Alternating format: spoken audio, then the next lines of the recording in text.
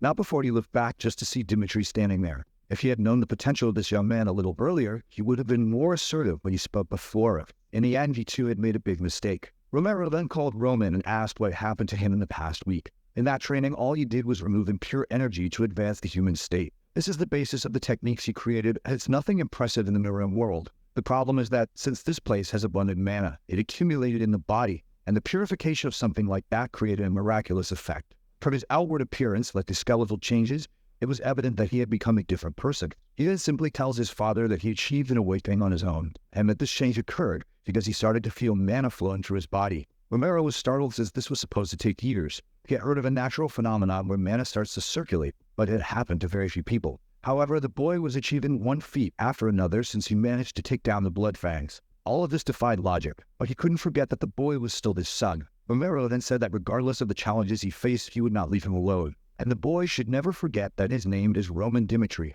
because his father would always support him. At that moment, Baek recalled a flashback. On one of the days when he was being trained, his father always thought he was a pathetic bastard. The man in front of him wasn't cold or cruel. He didn't even push him to the brink of death. He then thanked Romero, while thinking that it wasn't so bad after all. When he left the room, someone called out to him. It was Flora, all awkward, not knowing what to say. She apologized for judging him so hastily and causing trouble for both families. He simply walked away, saying she didn't need to apologize. After all, he hadn't planned on accepting it from the beginning. She continued, saying that she understood he didn't like it. Even though it was something meant for both of them, she was the one who decided to break that promise. However, there was something she wanted to say while she still had the chance. The reason she broke off the engagement, it was at a social gathering in the north where the nobles gathered. The moment they found out she had been promised the Dimitris, they started spraying all sorts of terrifying rumors. And the worst of all was discovering that he and Roman Dimitri used drugs. This one came from Dare. She knew that drugs eat away at reason and intelligence. She just wanted him to know this.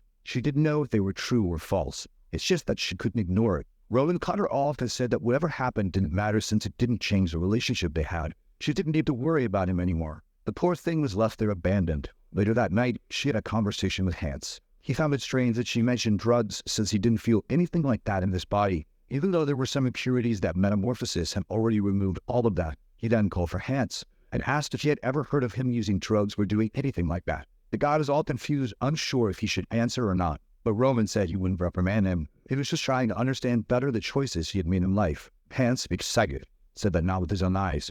However, there were moments when he thought the boy's behavior was a bit strange. Ronan then asked when that was. Hans explained that the last time was 15 days ago when he saw him returning from a social gathering. Nothing major happened at that place, but the moment he returned, he seemed to be in a strange state. After that, he seemed to have lost the will to live and stayed in his room all day. Not to mention that every night he passed for an excessive amount of alcohol. This was one of the reasons Hans suspected he was using drugs. But now that he thinks about it, it really seems like a foolish idea. He remembers Flora mentioned those noble gatherings and asks who organized that party. Hans says it was the eldest son of the Barcos named Anthony. Ronan begins to realize that all of this is very suspicious. The moment others find out he's going to be her fiancé, he suddenly takes his own life. Now he has a rough idea of what happened. There were some things that bothered him about Roman's death. In the message, it only said that he was afraid to go to battle, and that's why he took his own life. However, at that time, the marriage to Flora had already been decided, but he didn't mention anything about it. Not to mention that it would have been extremely easy for him to avoid the war with this marriage. But even with all of this, he took his life out of fear.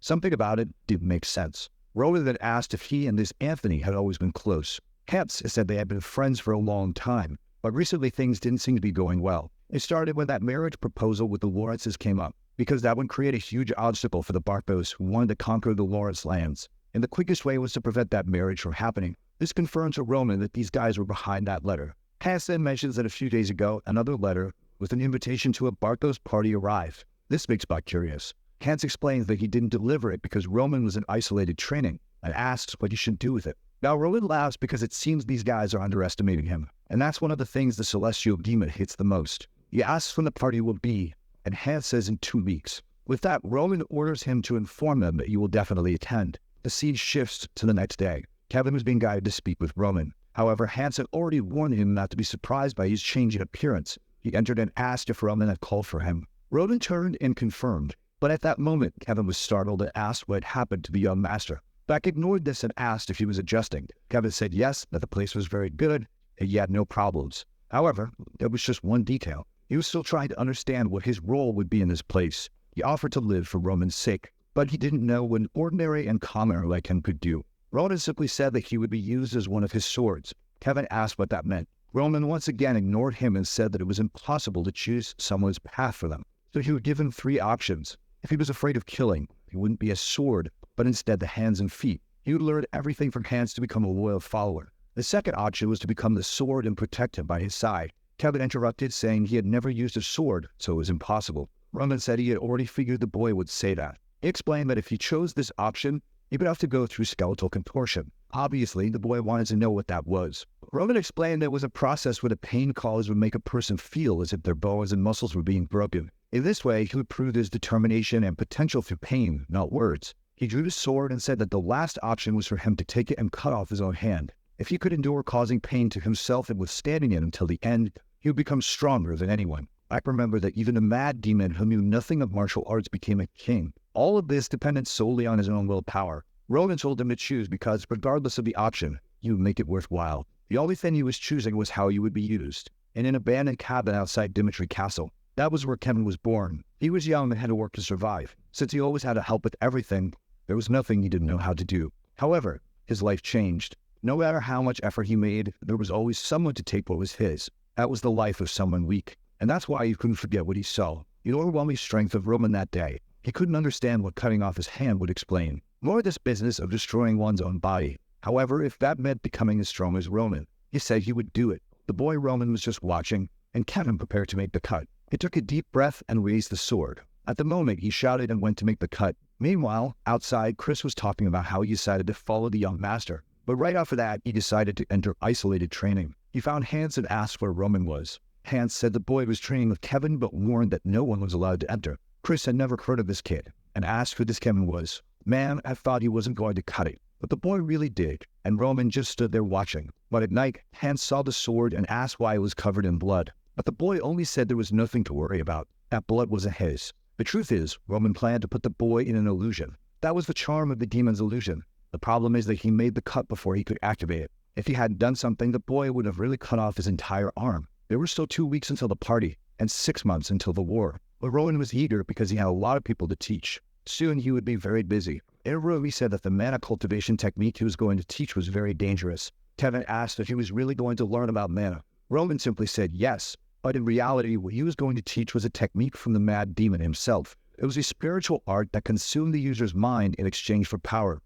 However, that could only be used by someone who could withstand extreme pain. It was by putting the mad demon through that process that he managed to make him useful. If the boy didn't hesitate even to cut his arm, Roman believed he could learn it. He warned that it was a technique that would make him stronger. However, the pain would be much greater than yesterday. Even with all that, there was only one reason he was teaching it. Not only was it the fastest way for an untrained teenager to grow stronger, but it was also a technique that would allow him to protect whoever he wanted when he reached his peak. Kevin got excited and called for the young master. He said he couldn't express how grateful he felt, but he just didn't understand why Roman trusted him so much. He might have sworn loyalty, but nothing would stop him from running away after learning it. That's why he wanted to know why Roman trusted him so much. But the boy just said he trusted him because he did. Obviously, that left the boy even more confused. But Roman ignored him and told him to rest because the training would start tomorrow. Still, he thought that the mad demon had asked the exact same question. But unconditional trust is only received when you believe in the person. However, he knew Kevin wouldn't betray him. As soon as he became stronger, he would realize how dangerous it is to betray the celestial demon. It makes sense, right? Who would dare betray that guy? The next day, they were already practicing. Roman was teaching him this step-by-step of swordsmanship, how to maintain focus on each movement. Meanwhile, Chris was watching everything from the side. He was dying of boredom and didn't understand any of it. Why was Roman teaching swordsmanship to a guy who seemed to have no talent at all? Or worse, why wasn't he learning anything? He thought he'd get stronger if he followed this guy, but he was being treated like he didn't even exist. Maybe it would be better to go back to his master and ask to be accepted again. But he decided that for now, he'd wait a little longer. And so a few days passed. He threw his gloves on the ground, walked up to Roman, and called out to him, saying it had been 2 weeks since he decided to follow him. In the first week, he did the isolated training, and now in the second, he was being ignored while he trained Kevin. He apologized for how he acted in the beginning, but he wanted to learn anything. Roman looked at him and said that he had already told him to learn just by watching. Obviously, Chris had no idea what he was talking about, but Roman warned that everyone has their own way of learning. Kevin didn't know anything, so until he reached a certain level, he needed to train.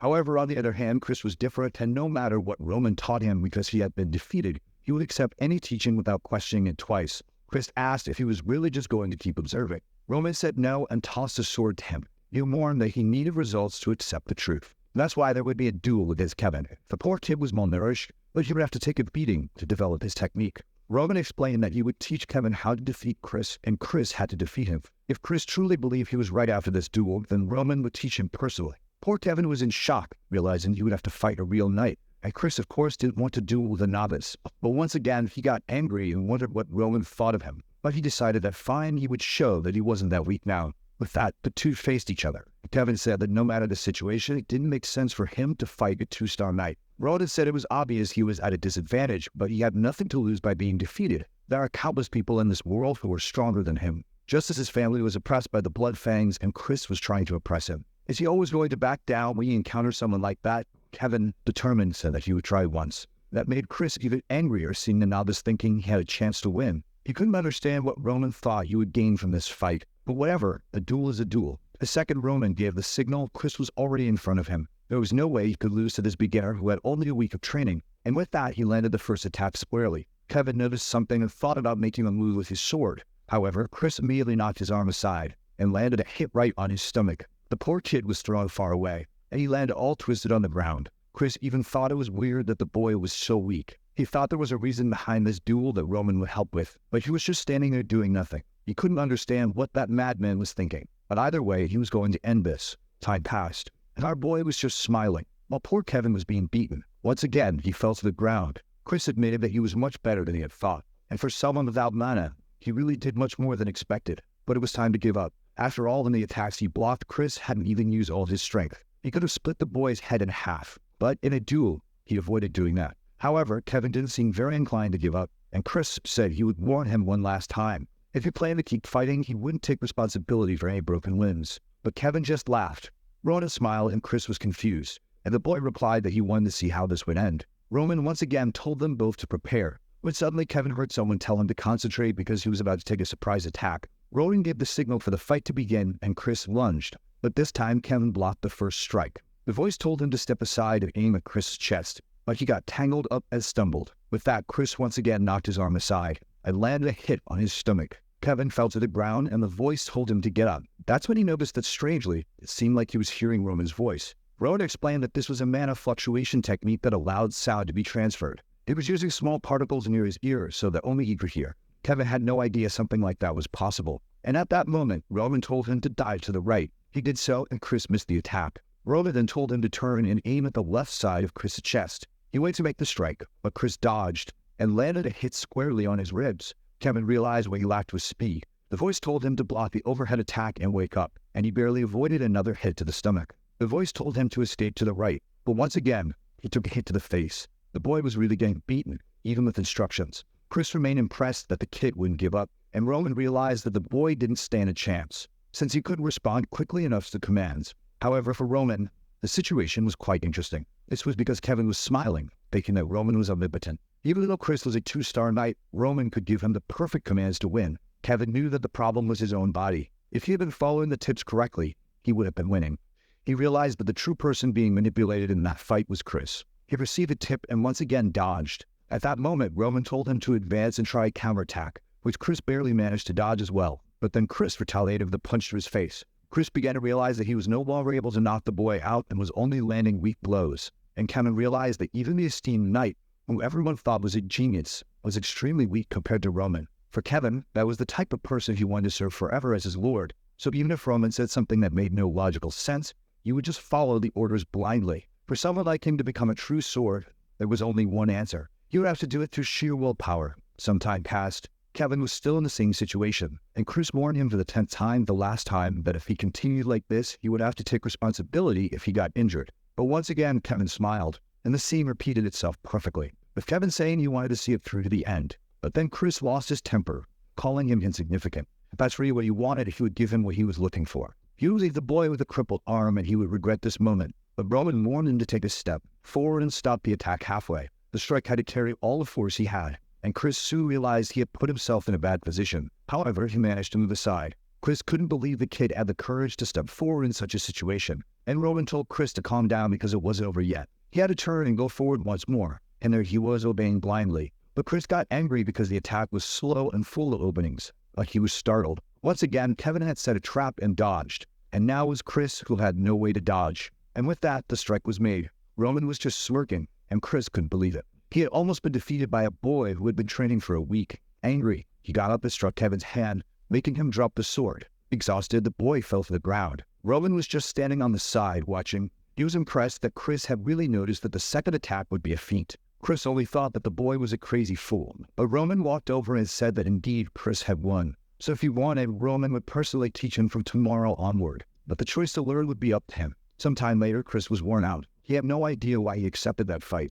Yet nothing to gain from it and almost lost in the end. That last move was strangely similar to the one Roman used in their first duel. But what if he hadn't had that experience with Roman? Maybe he wouldn't have beaten Kevin without using mana. With that, yet another wild card in the story started laughing, saying that the day had matured with just that one experience. The next day, Roman asked what he would do. That's when Chris said he didn't want any more teachings, because he would grow stronger just by being by Roman's side. That duel taught him a lot, since Kevin's decisions were always the right ones for each situation. He thought the boy hadn't received any instructions, but in reality, he was wrong. Just by trying to understand Kevin's decisions, his mind was already filled with a wealth of teachings. He didn't know what had happened. But Roman was on a level that even Captain Jonathan could reach. If that's the case, until the moment he becomes stronger than Roman, he will observe everything. While our boy smiled, Chris was there looking at him with pure hatred. But Roman simply said that today they would continue with the training. A few days passed, and the date for the Barkos social gathering arrived. A week before that, observing a painting, someone asked if they heard about it.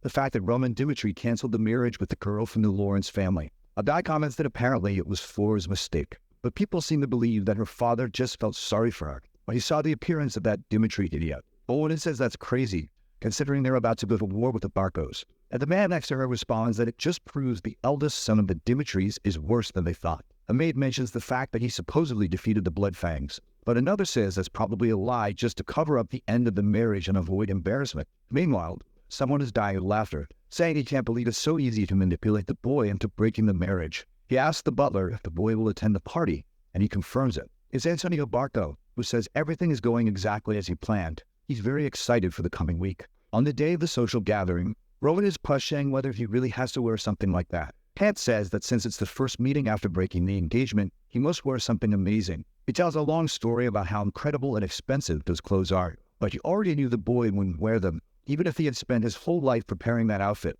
Roman smiles at this. He says that if Hans puts so much effort into it, then he will wear it. Meanwhile, in front of the carriage, Chris says the boy is taking too long. At that moment, he comes running, apologizing. It's Kevin, who now indeed looks like a child, saying he didn't know how to put on armor. Chris asks why he's like that, and Kevin explains that there was no armor that fit him perfectly. Chris, however, couldn't forget that he almost lost to this kid just because he received help from Roman. The poor boy was all clumsy and didn't even know how to put on a helmet. But at that moment, Chris told him to pay attention. They were not only Romans as sport, but also the face of the Dimitris. This meant their reputation also depended on the actions they took. Kevin said he would keep that in mind. Sir Knight, Chris loved being called a knight and beamed, saying it was good to know Kevin had learned. The scene then shifts to a castle. Inside, many nobles were gathered, all from the most distinguished families in the region. One of them, holding a glass, asks if it's true that Roman will really show up. It's really funny that he's showing up after breaking the engagement that he himself wanted, especially knowing that the Barkos are targeting the Lawrences. A girl says that's why everyone considers him an idiot.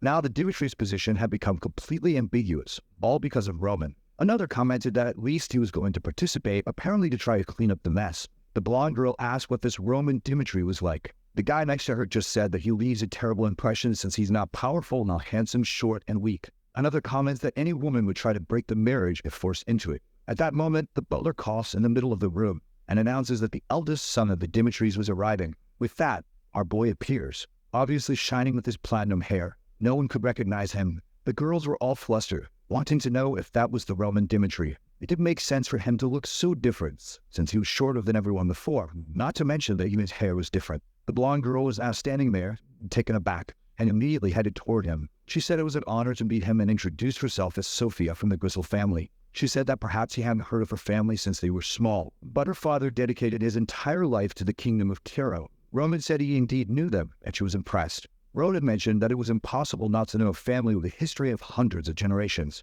Sometime before, Hans had given him a book about all the families in the northern region, but he questioned Roman why he wanted that out of the blue. Roman responded that it was the least courtesy to know a little about the people he would meet. He would know the legacy of each person there and where they came from. That was an effort required for him to win the favor of others, especially for him, who was considered the Dmitri idiot. The boy studied extensively because he even knew they were famous for the quality of the wood they produced, and that one of her brothers recently learned to sense mana. He said he truly congratulates them on these achievements. People were just observing the conversation, wondering what on earth was going on. At that moment, another man introduced himself as the magnate of the Volt family. Roland said it was a pleasure to meet the eldest son of that family. He knew that Viscount Volt had achieved various victories in recent battles. The young man replied that he was grateful that Roland fought that way. Another person with pink hair came to introduce herself, saying that he'd changed a lot. But the young man said that Lady Iris was as beautiful as ever. With that, a lot of people continued talking to him, all with smiles. Another approached and said he had judged him wrongly until now because he always thought he was drunk.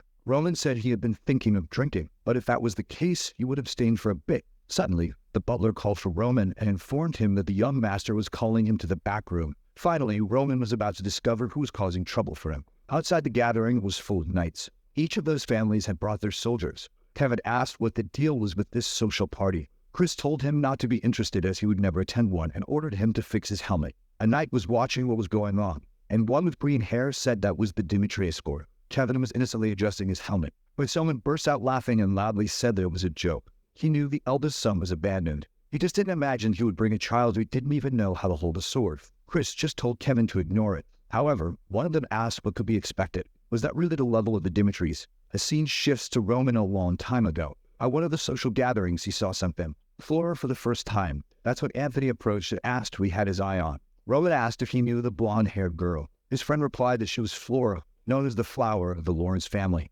Obviously, the boy fell in love. And now here's our Roman entering the room. All excited, he asks how much he's changed since they last saw each other. Roman was just observing. Anthony said he knew he had changed, but not this much, and told him to sit down and tell him everything that happened. Roman immediately noticed traces that some other people had been there. The fact that he made everyone leave as soon as Roman arrived meant he had a secret to share, since Roman decided to make the guy comfortable. Roman then said that he wasn't sure either. He spent a fortune to make some changes in himself, and now, even he had lost track of how much he had changed. But in any case, it was good to see his old friend. Anthony was just observing, and said that indeed, it could be seen positively. He didn't know what the boy was thinking back then. Roman asked what time he was talking about. Anthony mentioned the time he was caught sleeping with his cousin, when he was already promised to the Lawrence daughter. It was truly an incredible time. He found it crazy that he would go so far with his future marriage considering that happened. But if he was here today at this party, it meant he wanted to accept the proposal. And he assured Roman not to worry, that he would keep his secret. They should discuss his marriage to the Barco family.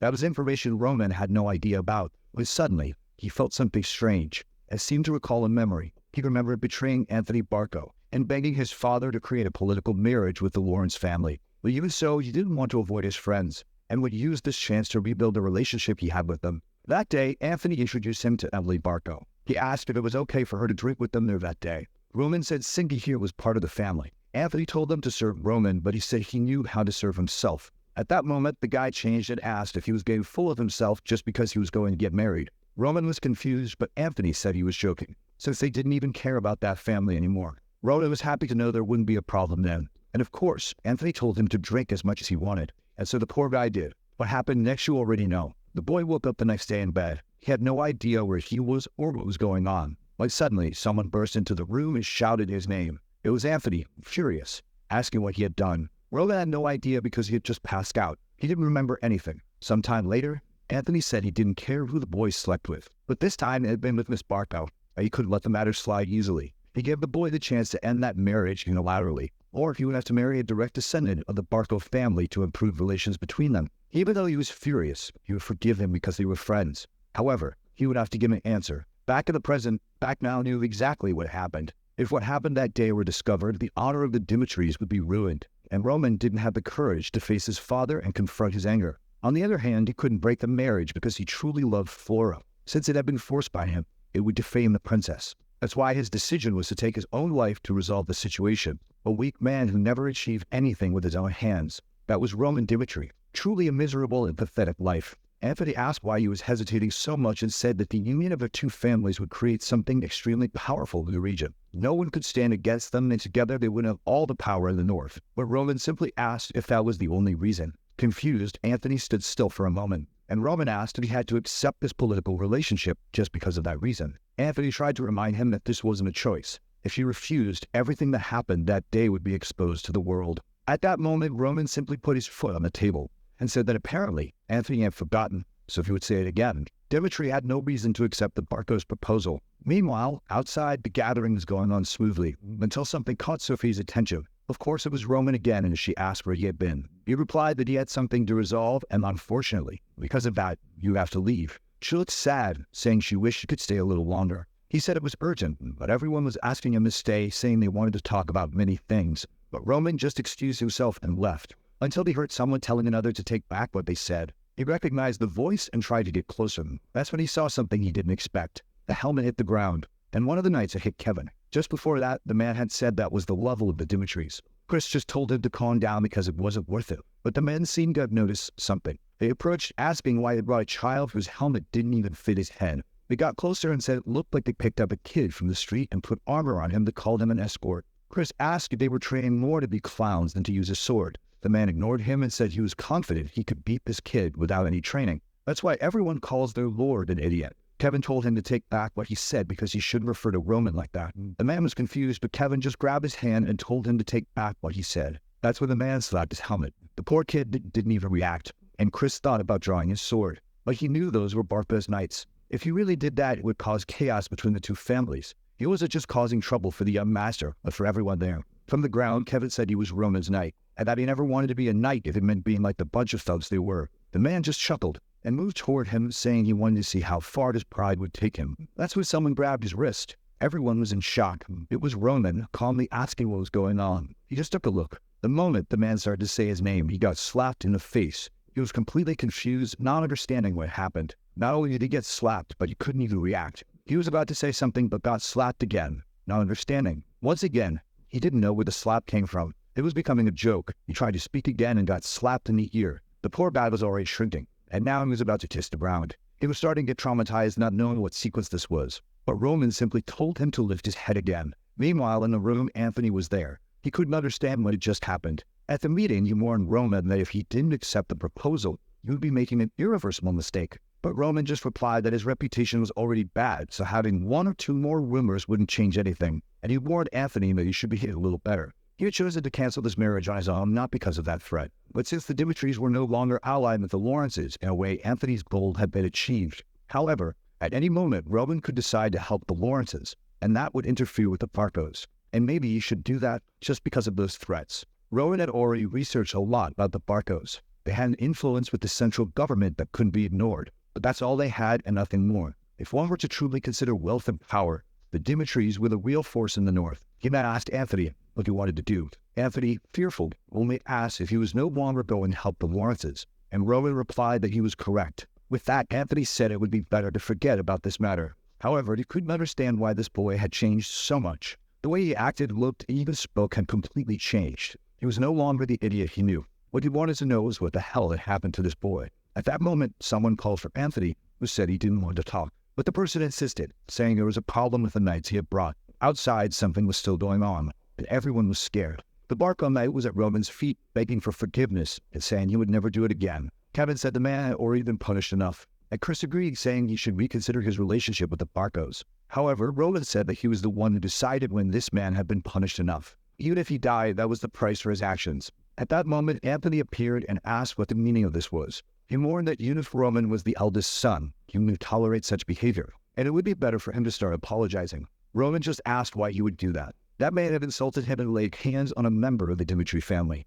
He then asked Anthony if he really thought he was wrong. Anthony responded that regardless, he had crossed the line. Roman reminded him that if he continued like this, their relationship might be destroyed. So it was best for Anthony to control his actions a bit better. Since he wasn't a patient person, he wanted to know what Anthony was going to do now. Anthony remembered that Roman had threatened to rekindle relations with the Lawrences. As much as he hated it, he had no choice. And he said that indeed, seeing the situation, it seemed Roman was right. He also would have had to punish that man the same way. Roman left, saying that they indeed got along well. But it wasn't over yet. He went up to the soldier, raised his hand, and told the man to prepare his face. This went on for a while. The old Roman was a person everyone disrespected. Even though he was from the family that was the greatest power in the north. He called Chris and Kevin and said they were leaving. But now, everyone who was present had no choice but to recognize that the idiot they had heard about no longer existed. On the way back in the carriage, there was silence. And Kevin apologized since Roman had been insulted because of him. and Chris apologized for not doing anything when they spoke ill of the Dimitris. Roman stayed silent for a moment.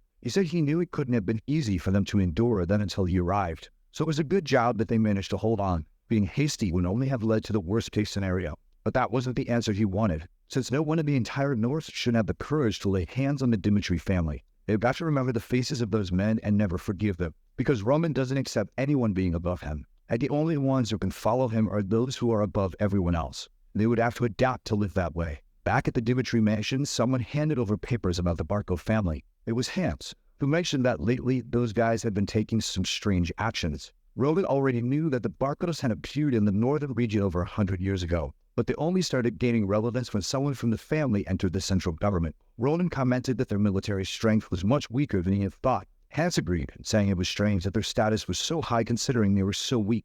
Roman said that this proves how strong the central government is. The Salamander continent has 6 kingdoms, and Cairo is the smallest and weakest. That's because it's surrounded by all the others, so they've always been attacked throughout history. Because of the strong enemies at the borders, they were forced to join the central government to survive. That's because their authority in recruitment is absolute. If a family rejects the recruitment, troops are immediately sent to that place. After the kingdom is taken, the lands are divided among those who participated in the conquest. Roman believed that's why the Barcos are currently so influential, and Hans said that apparently that's the only explanation. And now they knew how they got a big loan from the bank. Probably with that money, they must have bought some mercenary companies. And most likely the Burgess mercenary company will be hired since they're famous for territorial disputes. Hans said that at the pace things are going, the attack on the Lawrences will happen in half a month. Roman knew that if that's the case, they had nothing left to prepare. Hans commented that if the Barcos really attack, that the Lawrences will survive for at most a month. Now Roman was thinking that he had told the Barcos that he wouldn't get involved in the Lawrence case. However, he wouldn't be able to live as Roman Dimitri if he let someone threaten him and get away with it.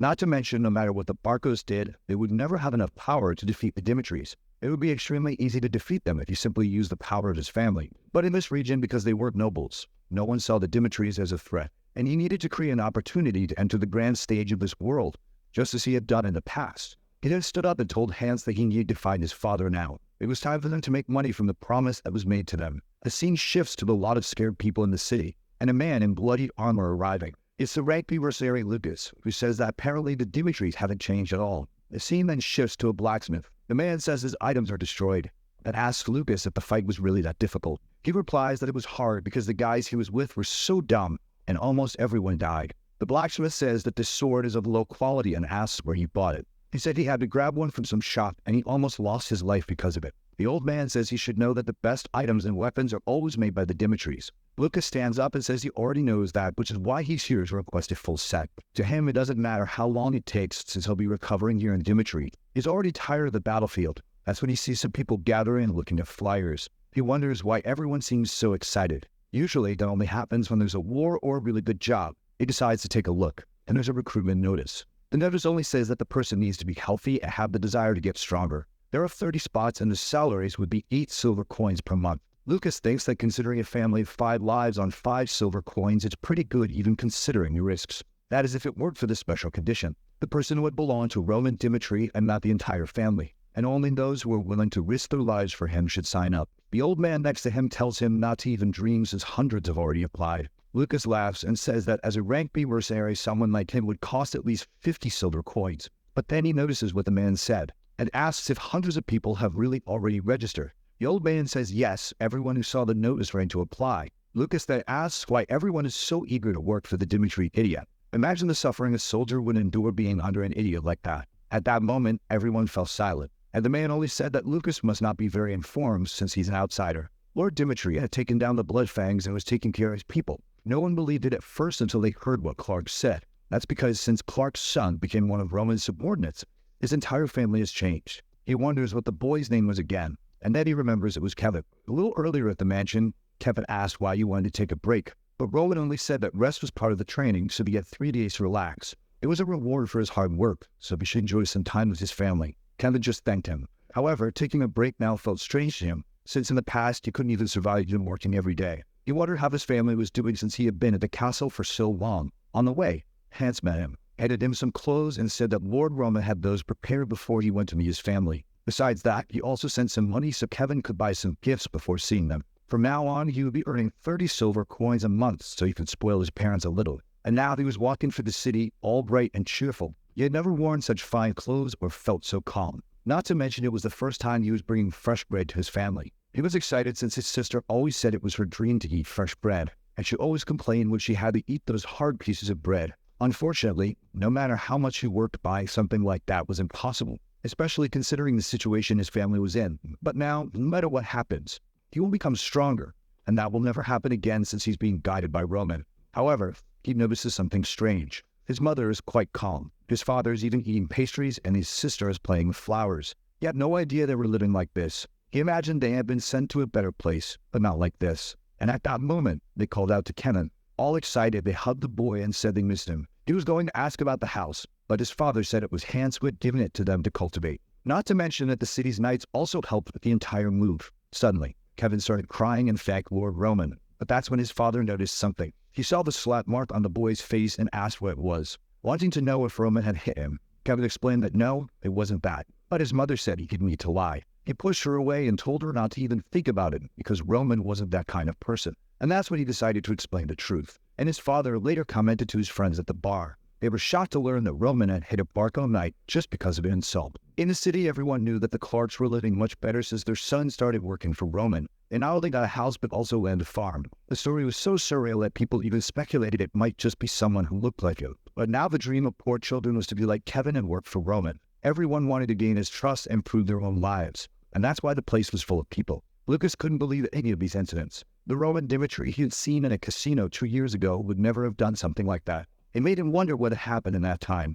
He was curious, so he wanted to take a look. Back at the mansion, someone was commenting that the preparations were going correctly. They would provide some of the soldiers. A Lord Roman would handle the entire process. However, the person asked if he was really okay with this and said it was the last chance to back out. That's because developing an army that depends on one person is extremely dangerous. But Romero commented that when he heard Roman was going to attend the social gathering, he thought the boy was going to team up with the Barcos to remove his younger brother from the succession. But what he did was go against Anthony and beat up his knights, even knowing that his brother might join forces with the Barcos, and that would end his chances of succession. That made Romero realize that his son had started living the way he wanted since that incident with the blood fangs. And as a father, he was curious to know what his son wanted to achieve. Jonathan said that was fine. He understood then. Romero asked if they had at least 50 people registered, because if fewer than that, it would be difficult to form an army. But Jonathan said that so far there had already been over 500 people. Of course, the father had no idea why that was. The scene shifts to the day of the recruitment. Everyone there is anxiously waiting to see what will happen. And Chris goes to the back and calls for Roman. He informs him that all the preparations for the test are now complete. A day before the test, Alec was in a bar drinking heavily, saying that the Dimitri's dark beer was always the best. But he couldn't believe it. There were really far more applicants than he had imagined. Not to mention that there were 3 loud guys in the corner. From the copper plates on their thighs, he knew those were at least rank C mercenaries. The others at the counter clearly had combat experience. Considering the number of bars that must be filled with people like them, the level of the applicants was much higher than he had expected. But it didn't make sense since, for experienced people, there should be a better job than this. He didn't know if it was curiosity or what, but he couldn't understand. Then he overheard a guy asking his friend if he wasn't going to become a Lord's soldier. The guy said yes, as that was his hometown. But after seeing Dimitri take down the blood fangs, he changed his mind. Everyone who didn't see it says it's a lie, but he was there that day in the middle of the square. When Dimitri showed up covered in blood and dragged the leader by his hair, to him it was unbelievable to think that Dimitri came all the way from his territory just to kill that guy in front of everyone for messing with his people. The image of that scene never left his mind. A lot of people deny the incident and say it's a lie, but he was there to see firsthand that Dimitri wasn't the weak and idiotic person all the rumors said. Here he was a leader who fought for his people, and that's why he's there to gain residency in Dimitri and become one of his subordinates. Lucas understood that what the boy meant was that it was worth dedicating his life to this person. Maybe all this commotion really wasn't a coincidence. Back on the day of the big test, everyone was there excited and chatting, while Lucas was now undecided about which choice he should make. He knew that the strongest people there, like him, still had doubts about the rumors. This meant that the choice could only be made when he saw the true Roman. Suddenly, everyone fell silent. It was because someone was approaching. Of course, it was our armored boy. He passed by and everyone bowed. Lucas noticed that no command had been given, but still, everyone lowered their heads. This proved that the rumors were true. Dimitri only climbed the stairs and told everyone to lift their heads. As mentioned in the notice, he would recruit 30 soldiers to fight by his side. But first he wanted to inform them that he, Roman Dimitri, had no plans to live in an isolated territory for the rest of his life. He would continually fight and conquer ever larger territories. He would be involved in wars where it would be impossible not to lose lives. So those who plan to follow him without being fully determined should turn back now.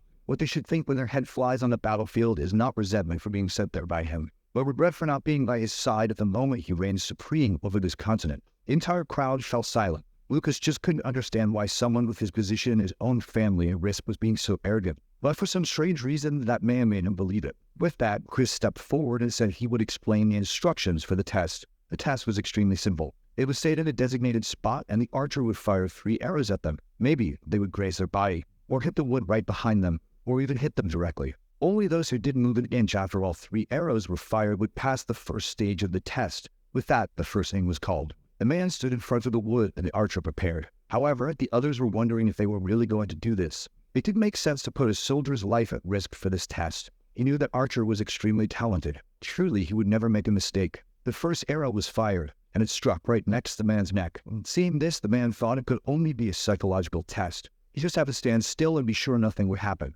After all, he knew the arrows would miss. At the moment, he was speechless. The people were terrified, and the man couldn't believe it. He fell to the ground and began to writhe in pain. Chris told them to get him out of there and start treating him immediately. With that, the man was indeed taken away on a stretcher. The people began to ask if Dimitri was really asking them to be hit by an arrow. Chris just called for Morrison's name. He was the man who was next in line and had seen what happened. That arrow went straight into his leg, but if it had been his head, he would have died. To him, this was too insane, and all he wanted was his chance to become a knight. Chris realized that everything was happening just as Roman had said, and with that, he stated that it seemed the second man had given up. He mourned that anyone afraid of getting hit by an arrow should quit now, and ordered all the cowards to leave that place immediately. A little earlier, someone had said he would explain each person's role. Before their tomorrow would be hit by an arrow. The man next to them was the best archer in the region and would only hit non-fatal spots. There would be the reward they would receive for this, a chest full of gold coins. Obviously, making an arrow for all that seemed worth it. Roman said there would be medics on hand, but it wouldn't change the fact that the arrow would be real.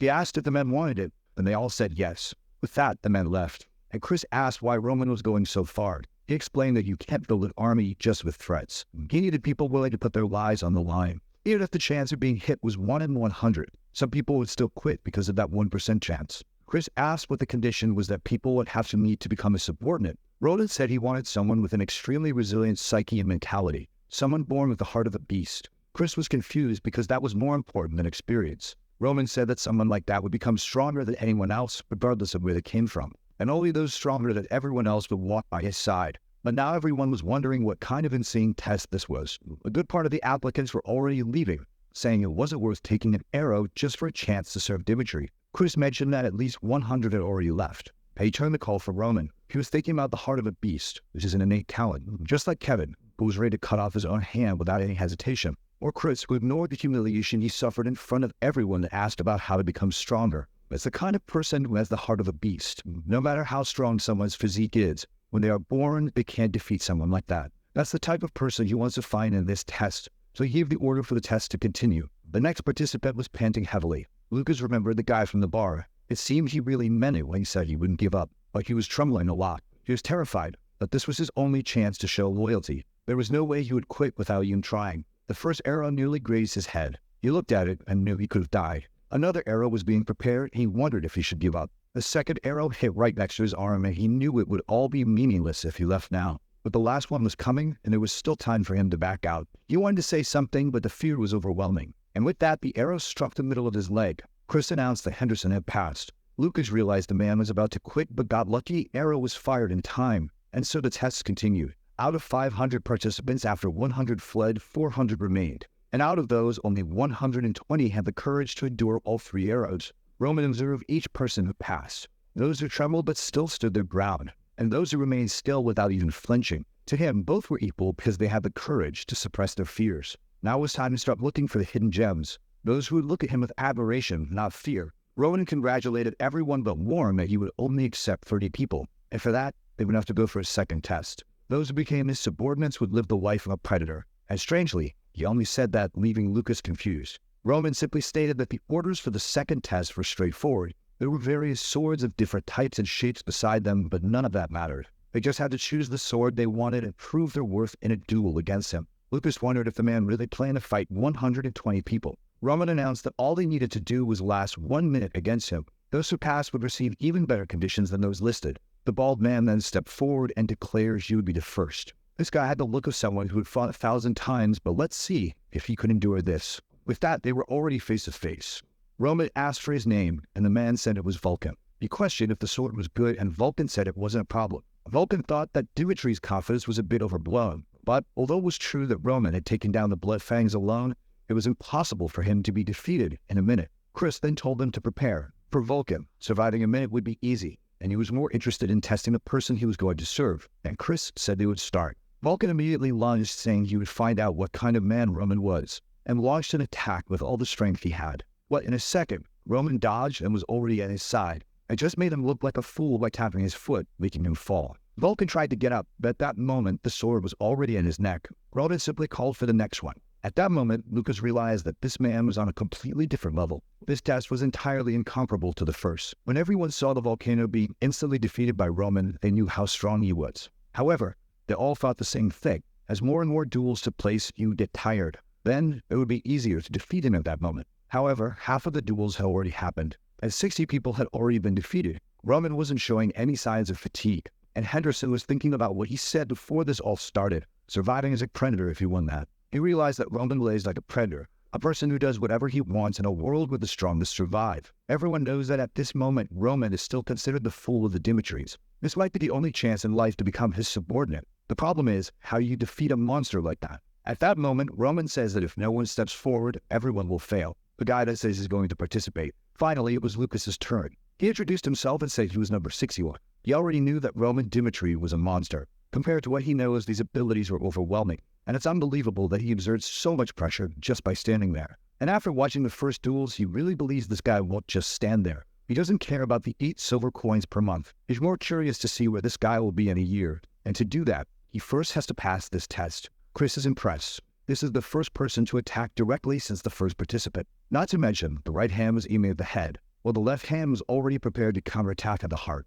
Roman easily blocked the first strike, and Lucas noticed that the backward movement put him out of reach of the dagger. However, he wanted to know what he would do with it, and he sent the dagger in Roman's direction while launching another attack with the sword. However, Roman blocked the attack and deflected the dagger with the scabbard. As soon as Lucas saw this, he retreated once again. From his experience, every knight eventually starts to have some opening as they get tired. However, at this moment, Roman was like an impenetrable fortress. But he couldn't stop now, as it would be over for him if he hesitated for even a second. If he wants to pass this test, he has to keep the initiative. Roman smiles and asks if his name is Lucas, and says that it's not bad at all. This isn't the right attitude on a battlefield, but it is the correct one in a duel. Clearly, the boy had a natural instinct. However, it's obvious that he wouldn't let the guy hold out for a minute that easily. This 1 minute is actually to show how powerful the squad he's going to create will be. And the purpose of this test is to establish the difference in strength so that they always remember it. And to do something like that, you would have to end this once and for all. At that moment, Roman goes on the attack while Lucas is still dodging.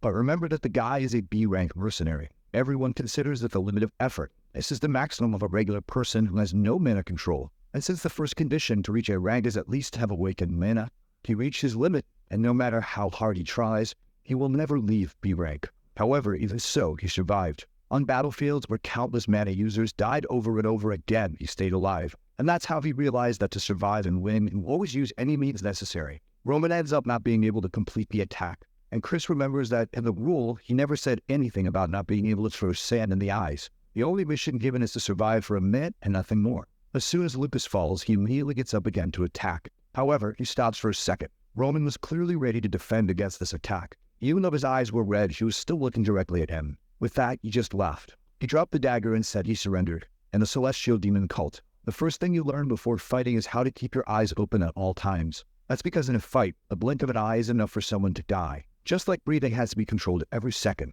blinking is also something that has to be considered. And that's why they always train to keep their eyes open in any situation, no matter what happens. A person should never give in to fear or try to escape without observing what's going on. He then hands Roman a bottle of water. As Roman washes his face, he stands there desolate. He wouldn't have used sand if he had known the guy wouldn't change his expression. It just made him look pathetic for using everything he had available and still failing. He wonders if Roman would be disappointed, but then remembers that he had no expectations. Maybe then he would be punished for it. But Roman only called for the next. Lucas was confused that the guy didn't even comment on it, and the people in the audience wondered the same thing. Why didn't he mention that during move? But Roman already knew about that plan. The moment he dodged, he saw the movement. his hand going to his waist and grabbing that sack. However, he decided to continue to see what he would do in the best situation. The hell Lucas experienced and the amount of blood he saw, he has no doubt. The blood seen by Baek was enough to create an ocean. That's how a celestial demon is created. He then asks if no other applicant will step forward. And with that, time begins to pass. And another guy enters the field. Once again, he dodges the attack.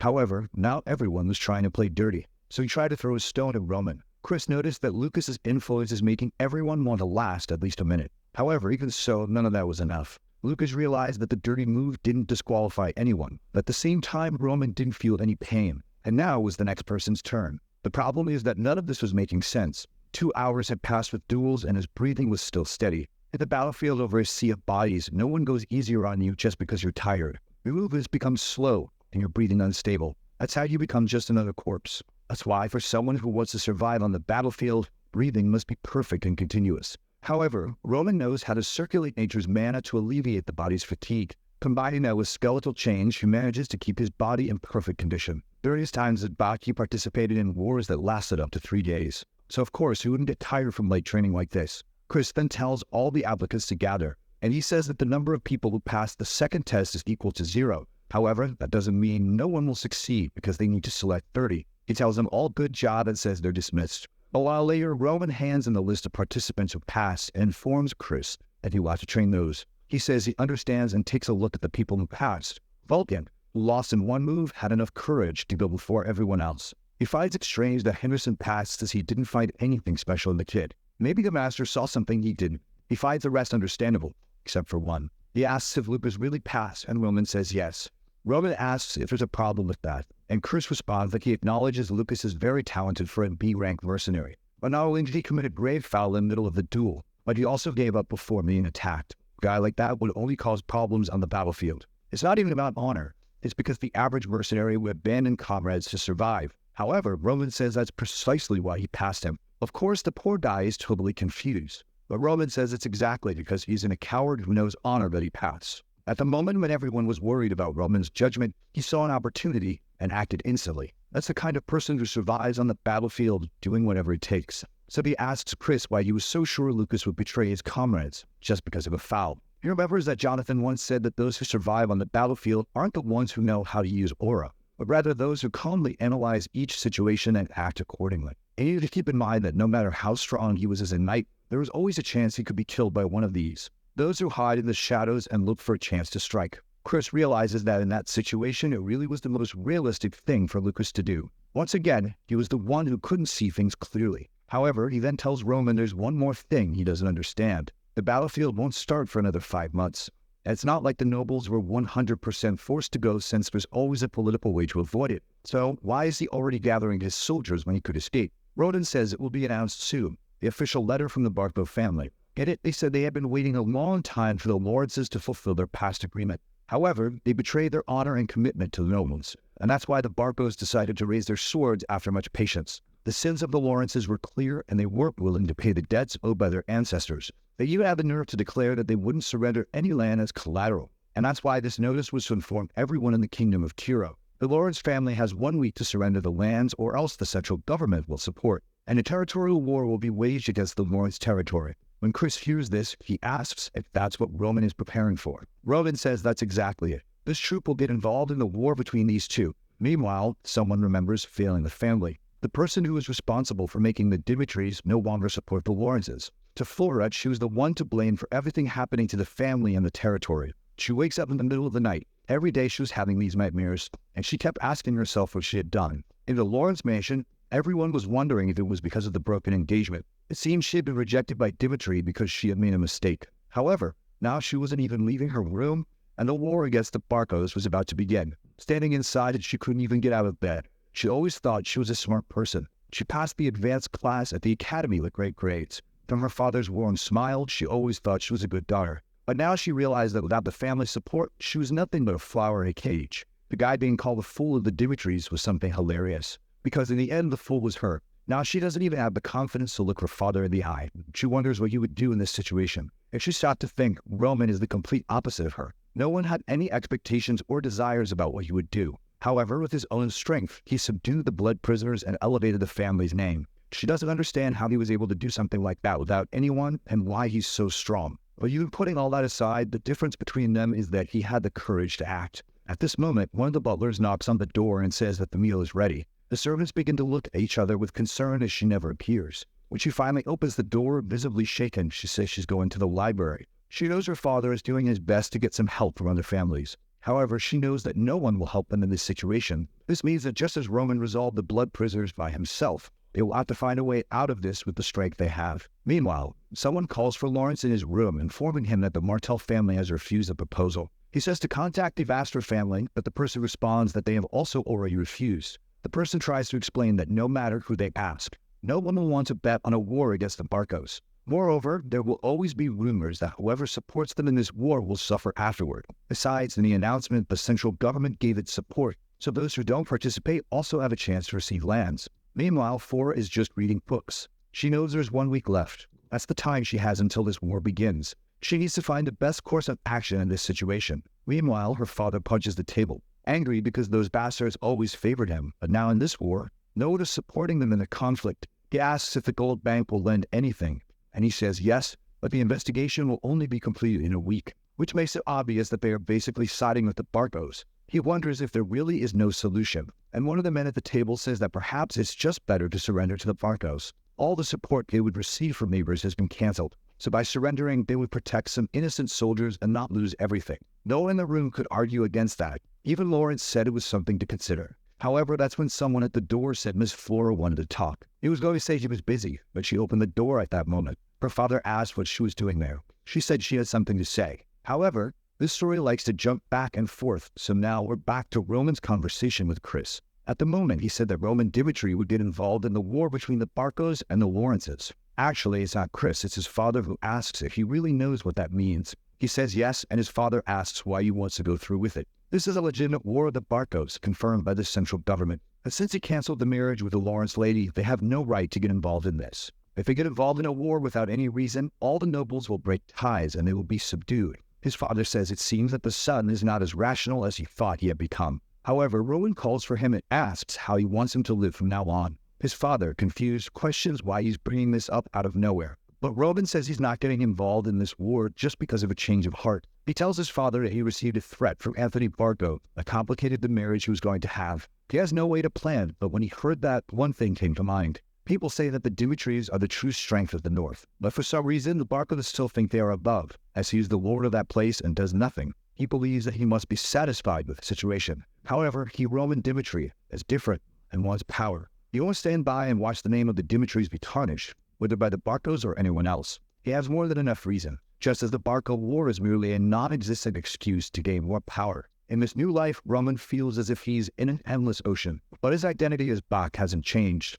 He will live a life of domination. He tells his father that he's not asking for the family's help, as he will participate in this war only as Roman Dimitri. All his father has to do is watch. The path he will show is the life you will live from now on. His father knows that your birthplace never changes no matter how great you become. Even if he has a lot of money and a prosperous territory, the fact that he's a commoner doesn't change. In this conversation, Lehana asked if anything happened with the nobles when he went to the capital. He sat down and said it was nothing much, but he noticed it just from the looks. Clearly, they looked at him differently than the others. Lehana asked if he wanted to change that. However, he replied that he was content with his current life and didn't want to stray from his path just to gain a bit more. The hope he had, at least, was that his children would be different. Unlike him, who was content with ruling a remote land, he wanted them to surpass their origins and reach an even higher place. His father realized at that moment that the look in his eyes wasn't one he could change. However, this was the moment he had long dreamed of. His troublesome son had grown up without him even noticing. He then replies that Roman can do as he wishes and asks for any help. It was Roman,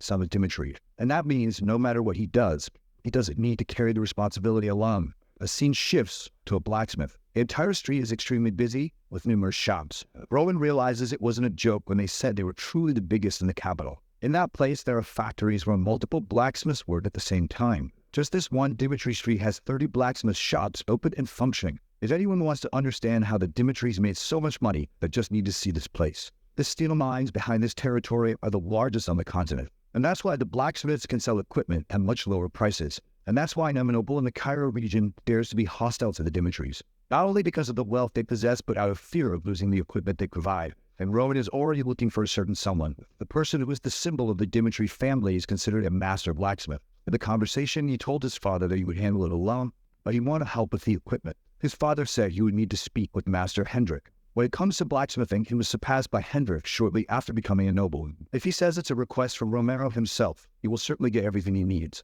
However, he had to keep in mind that the Dimitri blacksmiths were extremely proud. It wouldn't be nicer or kinder to him just because he bore the Dimitri name. Only someone who could distinguish the quality of steel and the skill to use it can earn a blacksmith's trust. Everyone is staring on the street, and Dimitri realizes it's exactly as his father said. That's to be expected considering the actions of the past Dimitri. In the shop, someone says to take a look at the person who arrived, and Hendrik asks what he's doing there. Roman says he believes his father sent word about his arrival. The blacksmith asks if it's about the equipment for 30 people. The blacksmith says he thought he only said that to steal some items and then sell them because he's out of money. He told him to grab some equipment on the side that was more than enough to arm 30 soldiers. Roman asked if those were the only items available, and the guy said yes. So he then questioned if that was the best Hendrik could do. He said of course not, but if he wasn't satisfied, he should just disappear from that place. But Roman picked up the sword and said that apparently the reputation of the blacksmiths in that place was exaggerated. To think he would call something like that equipment for a soldier. He says he will ask one more time.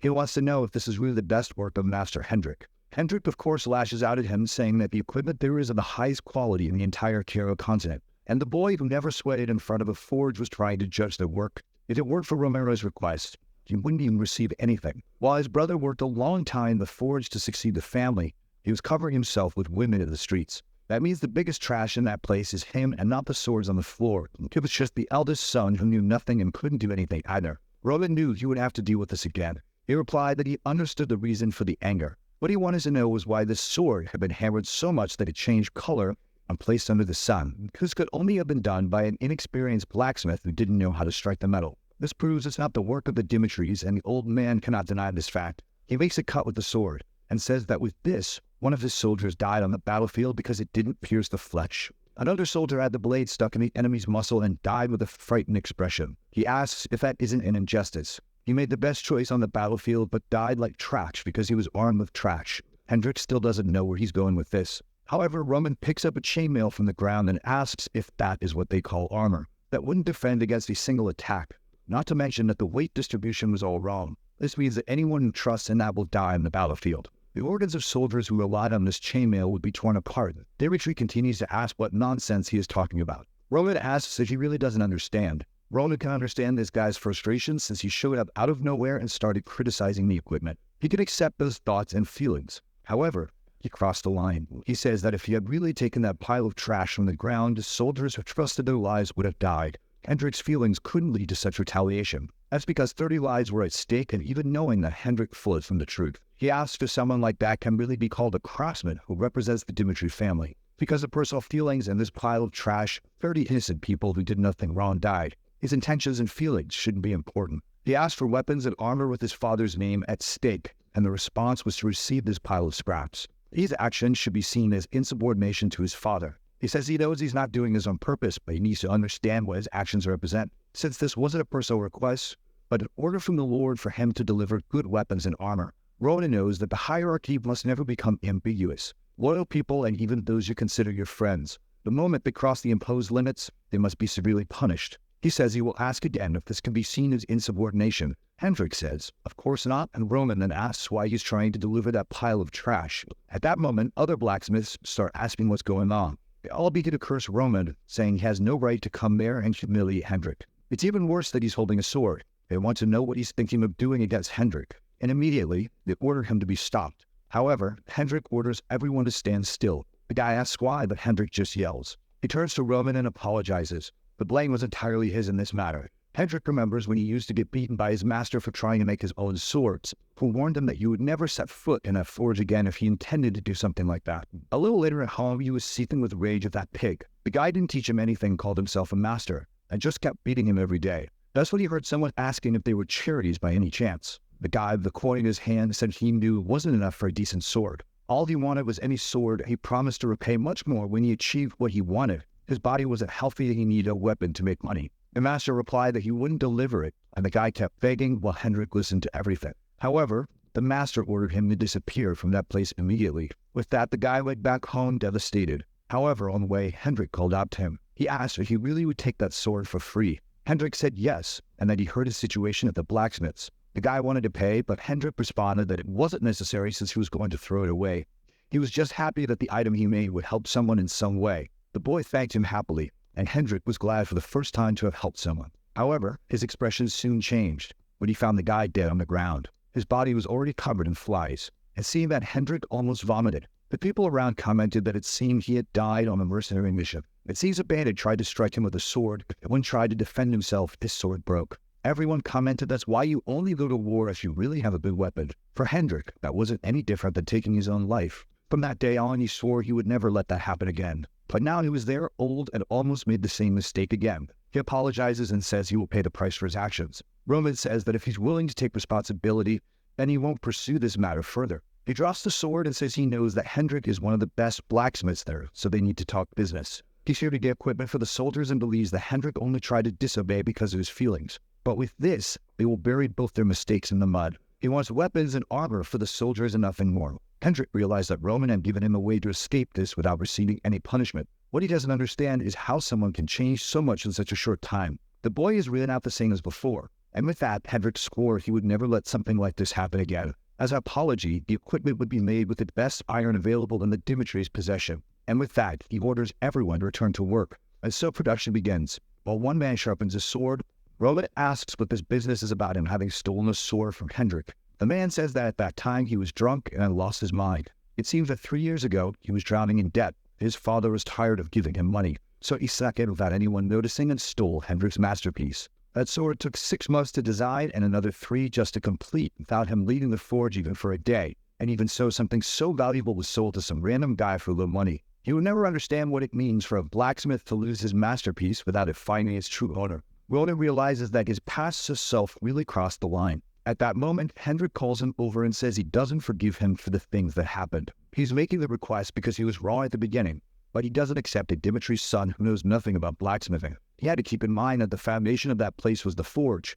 If one day he made something with his own hands that wasn't trash, then he would see him differently. Rowan responds that it won't take long, and with that he returns to the same secluded room where he trained his skeletal body. Everything was organized exactly as he had requested. All the tools were available, and now it was time to start. When he was back, it was at 18 years old that he decided to forge his own blade. When everyone was deciding who would be the successor of the demon cult, he was constantly attacked by his brothers. He was attacked by number 11 one night and almost lost his life. He barely survived, but the sword couldn't withstand the attacks. Even so, his brother gave him no chance to escape. He somehow managed to win that duel with a broken blade, but narrowly escaped death. However, that's when he discovered he would need a sword made just for him. From that moment on, he visited blacksmiths every day to learn how to forge from them. Since then, before a decisive battle, he always forged a new sword for his current self. After thousands of battles, the sword changed little by little, and the 30-man one was named the Celestial Demon Sword. The treasure so rare that it was impossible to sell at any price. And now for this upcoming war, it was time to make a sword for his new self.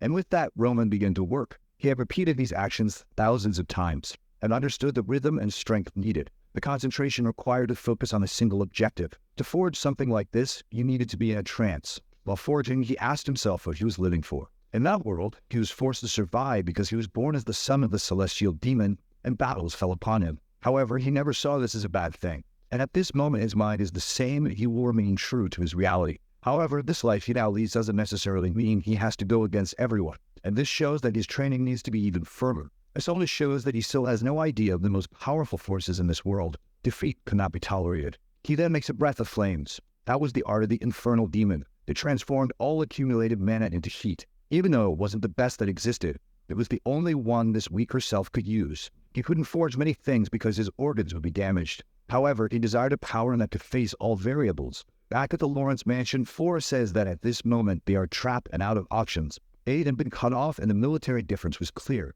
She heard the discussion about surrendering to preserve what little land the family had left. However, she believes that's the one thing they absolutely shouldn't do. Suddenly, Lawrence slams the table. He says that preserving the soldiers' lives is the best choice in this war. But Flora said that the Barcos had taken a lot of money from the central government, and everyone knew it was a loan without collateral. That means it has an extremely high interest rate. This is only possible because the Barcos aren't the only ones who will benefit from this war. The bank lent this money to receive part of what they would conquer. This means that all this land will be completely consumed once they occupy it. Everyone falls silent, realizing that surrender was not an option, and her father asks what they should do then. She says there's only one way out, They would have to resist desperately. That was the only way they could survive. Her father slammed the table at the thought of a resistance. For a moment, he had some expectations about what she was going to say. He thought that maybe she would have the discernment to see through the situation and come up with an incredible plan. But in the end, it was just common sense. He then asked if the incredible plan she was thinking of was, for example, closing the gates. She said she wasn't talking about hiding.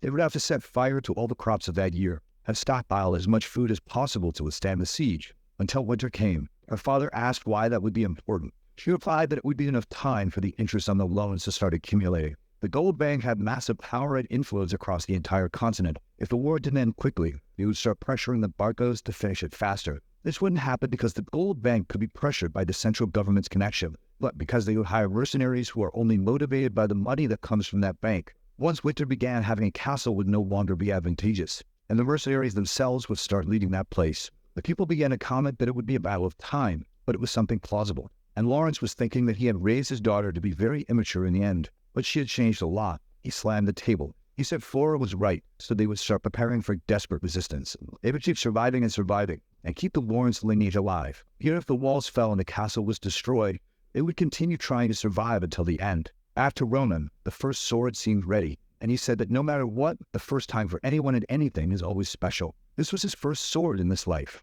one that would fit perfectly with who he was now, and the name would be borrowed from this world. It would be called Salamandra. The scene then shifts to someone approaching. From the wall of the Lawrence castle, it's a man carrying the Barco family's crest, and up on the wall, the soldiers are all scared. The man announces that as a messenger of the Barcos, he came here with 3 options. If they lowered the gates and surrender, their lives would be spared. The second option is that they leave these walls and come for a fair fight on the battlefield. There would be a judge from the central government, and they could choose 2 knights to participate. They could choose the type of battle, and the Barcos would accept the decision. Roman just observed and said they don't trust the Barcos. The war proclamation was not justified as the ancestral document had been forged, and they also had no intention of sacrificing the lives of the Lord's people. While the Viscount said he would never give up, the soldier said the last option was to abandon their pride as a noble family member and proceed with the desperate measure of resisting within the castle. He then turned and said that the Barco family understood their wishes, and that they would exact the price for the blood that would be shed in this siege. On the wall, the soldiers were trembling, and Lawrence was frightened. The war had already begun. He immediately ordered the archers to fire. The first arrows were shot, and the Lawrence army was already advancing. It was classic medieval warfare, face to face. Meanwhile, someone was throwing their helmet to the ground. It was the Barcos who were furious with these insolent people for not respecting them. They had prepared 3 times more soldiers, so why weren't they surrendering? The soldier behind expected it to be decided in an hour, but the pace of the battle was quite different. The man replied to the lord that the Lawrences seemed prepared to stretch this fight. They had dug around the entire wall and given access to the river so the soldiers couldn't get close. And for the number of arrows fired, it was clear they had enough war supplies. The leader couldn't understand why these damn people chose to resist desperately in just 1 week. They had calculated everything perfectly so that they would simply surrender. So why were they risking locking themselves inside this gate? He couldn't understand where the plan went wrong. The knight asked the lord what they would do. The man said it was obvious. They would use that. The man trembled and said he understood. The man smiled and said that Lawrence was not a person with a very strong mind. After all, he sold his daughter to the Dimitris when he felt the pressure from the Barcos. He's the type of man who shrinks when a crisis begins. But on the wall, he was telling everyone to move. They should prepare again because it was impossible to know when the Barcos would attack again. And the father told Flora that she was right. The Barcos attacked just to make them surrender, but as soon as they saw the resistance, they retreated. She said she realized that she herself had to become stronger instead of waiting for problems to be solved. This was the path in life that she decided to follow from now on. Her father was moved and apologized for forcing her to marry the Dimitris. To him, at that time, that was the only way they could survive. However, from now on, he will always believe that she will be able to make a good choice. Flora was very emotional, but then her expression changed. Suddenly, the wall in front of them exploded. A single attack had torn apart the front section. She went to check how this was possible, and there she saw that the Barcos had a catapult armed with magic. Flare was a well-known item in wars. These were called magical weapons. Each shot of that thing is extremely expensive and should be used strategically. Not to mention that it cannot be used without government permission, no matter how much money someone has. She never imagined that the Barcos would have the resources and connections for this. And the worst part is that there are only 2 ways to defeat a flare.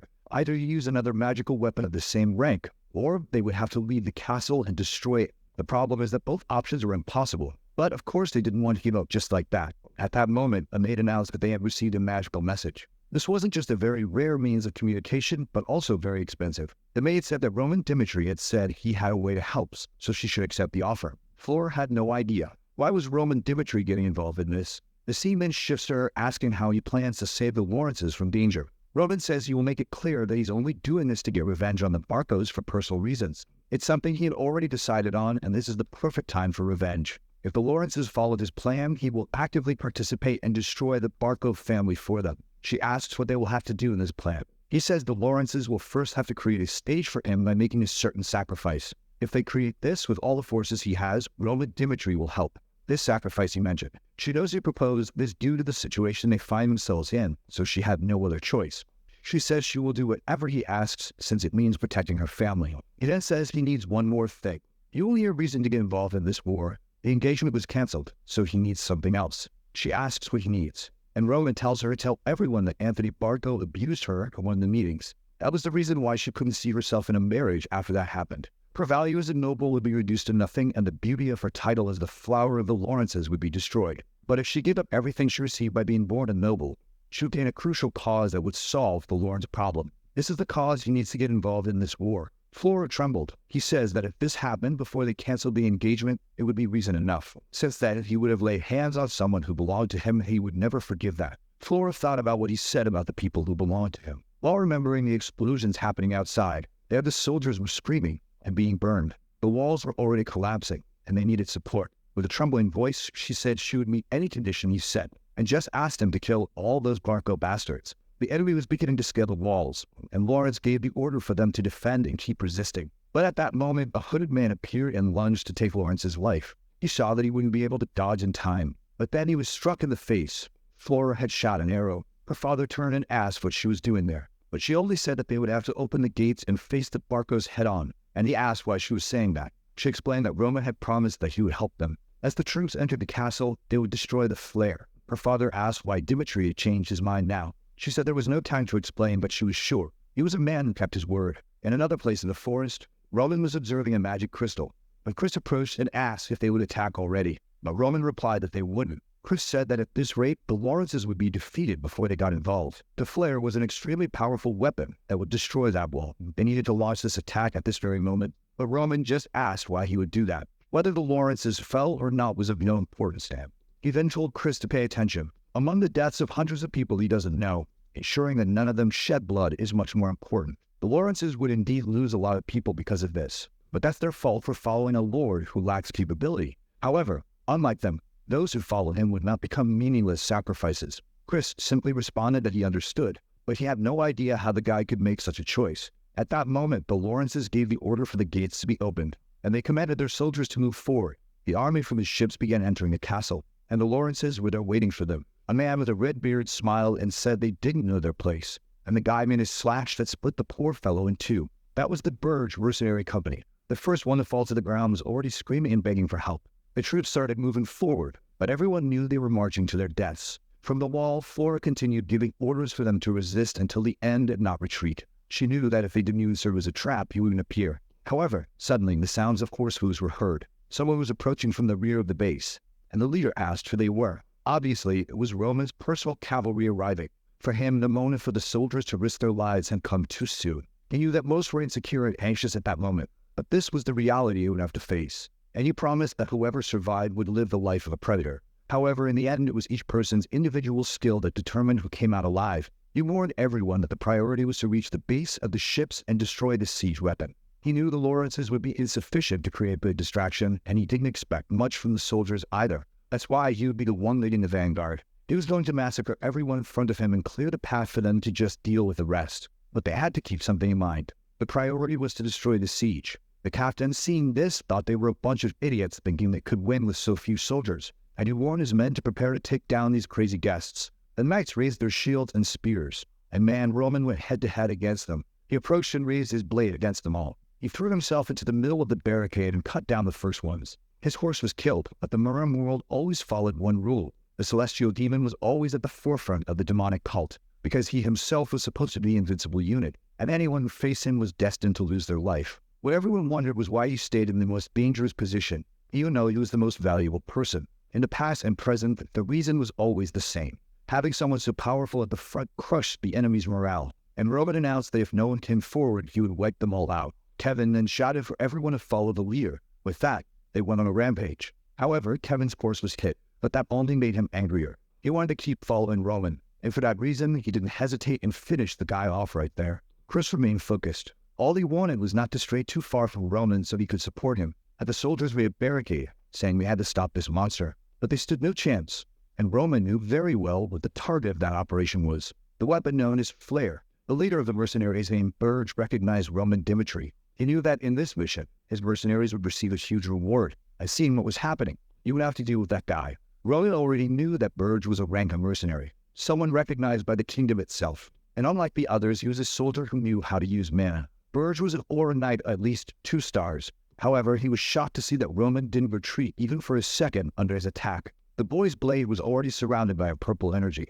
and man, he struck the guy full on. Burge managed to defend himself but realized Roman was too strong. With that, he started retreating, trying to protect himself. But the slash went through, and it took 5 seconds for him to fall to his knees. That was the amount of time the rank of mercenary could resist against Roman. The enemies were terrified to see a captain die like that. All the allies were all ecstatic. The leader of the ships ordered everyone to kill that bastard, like he was just thrashing about, and the men said it was too dangerous. Roman was curious about something else. This weapon called flare, the product of something that didn't exist in the mirror world. He then activated the art of the heavenly demon. That was the first form of the sword technique, and with that, he tore flare in half. The soldiers of the ship realized they stood no chance. The expensive item they had brought had been destroyed. Roman called out to the Lawrences and said that he would destroy the siege weapon. He had destroyed the Barcos siege weapon. From the wall, the people were cheering, but there was someone more emotional than anyone else, who was, of course, Flora, impressed that he had said it and then done it. To her, it was clear that with the destruction of the flare, the Barcos had no choice but to retreat.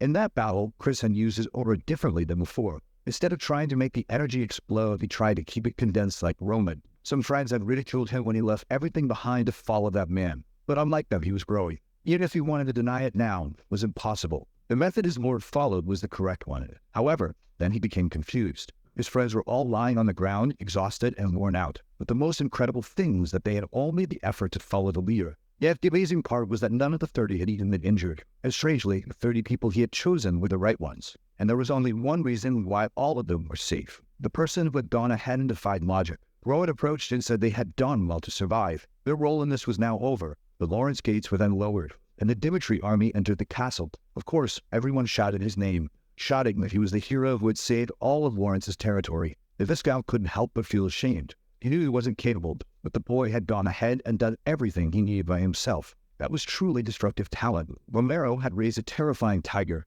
and if he had made any mistakes, that man would have been his son-in-law. It was a pity, but that was the past. He then called out to Dimitri and said that he was also the hero of that place. He thanked him for his presence and said it was a pleasure to see him there. Rodan simply smiled and shook hands while the people cheered. He entered the castle and was about to go to a room when someone asked him to wait. It was, of course, Flora who wanted to thank him. She said she knew they hadn't fulfilled their role as bait properly, but even so, he hadn't abandoned them in the end. So she wanted to thank him from the bottom of her heart. Ronan simply replied that he had fulfilled his part as promised. The Lawrences had done as much as he expected them to do. Flora said she wanted to repay this favor no matter what. She didn't want to just offer words of gratitude. So whenever he wanted, all he had to do is ask, and he would receive it during his conference. She would stand by his side and ensure that he received whatever it was. Then he smiled and said that if she really wanted to return the favor, he would refuse. He opened the door and told them to enter the conference room. He sat in the chair and listened to the conversation between the nobles. Their plan was to propose ending the war with the Barcos because they would accept it. This was because the Barcos still had many soldiers, and they would only take risks by advancing. The best plan was to abandon the past and seek peace.